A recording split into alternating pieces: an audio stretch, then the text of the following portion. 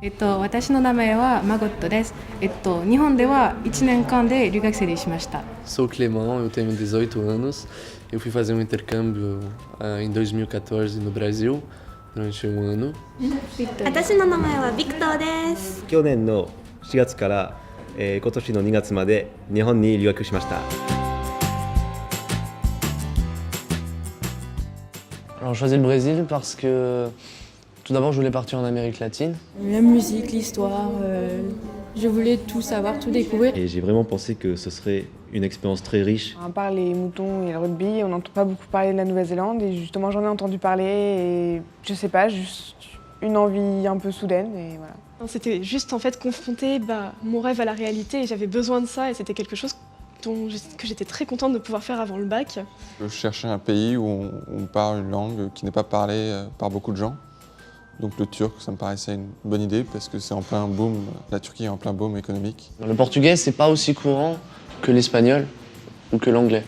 Du coup, ça me donne un avantage pour plus tard. L'image que j'avais du Japon, c'était une image assez idyllique en fait. Un pays avec des gens très froids, enfin pas très froids mais qui cachent leur expression, leur émotion. Et à la fois très moderne mais très traditionnel. Des kangourous et des plages et des belles filles.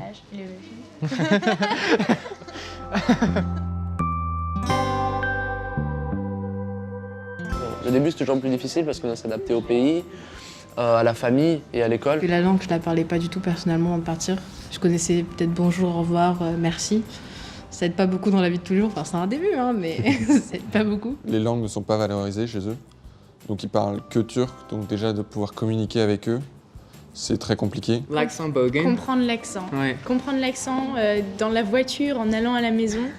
Moi, je parlais déjà un peu anglais, mais là, je comprenais rien du tout. En plus, ils étaient en train de rouler à gauche.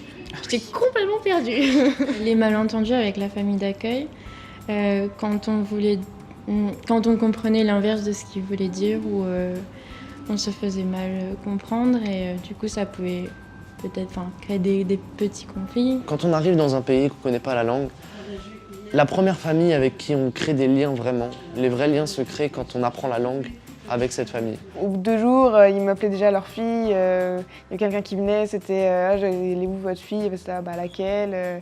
Voilà, il y avait, je sais pas, j'ai été tout de suite intégrée dans la famille comme une des leurs et ça m'a vachement aidée quoi. Je me suis sentie chez moi, direct. C'est une famille grecque, ils avaient 5 enfants, ils vivaient avec le grand-père et c'était vraiment, vraiment génial et on s'entendait super bien. Et c'est là qu'on se dit, c'est pas grave, les difficultés qu'il y a eu, si c'était pour arriver à ça, ça valait le coup, franchement, ça valait le coup. C'était vraiment, vraiment génial. À partir du moment où on a une bonne famille d'accueil et où on s'entend bien avec, t'as l'impression que rien ne peut t'arriver, que tout ira bien, même s'il y a des hauts et des bas à l'école, tout ira bien. Et c'est comme ça que ça s'est passé pour moi. Le plus important, s'éclater. Vraiment. Profiter de tous les jours. J'étais dans un lycée qui m'était totalement différent parce que c'était un lycée catholique, que de filles et en uniforme. Bizarrement, j'avais peur d'avoir des appréhensions, mais en fait j'en avais pas du tout, je me stressais même parce que j'étais pas du tout stressé. Je sais pas si c'est compréhensible. À l'école, mes camarades de classe, en fait, les premiers jours, ils voulaient parler avec moi, sauf que moi, je parlais pas du tout japonais, et eux, ils parlaient pas du tout anglais, et donc du coup, en fait, ils ont commencé à mettre une distance entre nous.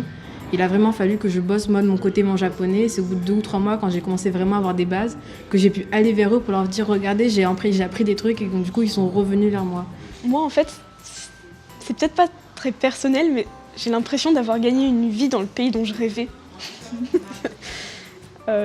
Maintenant j'ai une famille là-bas. C'est vraiment comme ça que je le ressens. J'ai des amis, j'ai une vie alors que c'était inespéré avant. Après, personnellement, bien sûr, il y a l'ouverture d'esprit, la tolérance, il y a tout ça. La maturité. On est trop mature. Non, ça nous a apporté surtout des connaissances, des super amitiés et beaucoup d'amitié. De comment on arrive mieux à... D'ouverture d'esprit. Ouais, ouverture d'esprit, à s'intégrer aux autres. C'est plus facile maintenant. Après au lycée, oui, ça me sert parce que là-bas, j'ai constitué mon projet professionnel en fait. J'ai découvert ce que je voulais faire plus tard, là-bas. Du coup, maintenant, je sais pourquoi je travaille. Et je travaille dans cet objectif-là. C'est sûr que quand on travaille son objectif, voilà, on n'a pas l'envie de bosser. Et maintenant, je sais, j'ai un objectif en tête et j'essaie de faire en sorte de travailler. Enfin, du coup, j'ai des bonnes notes en fait. See you, mate. See ya, mate. See you, mate. See ya, mate. じゃあねじゃあねじゃあねじゃあね Valeu.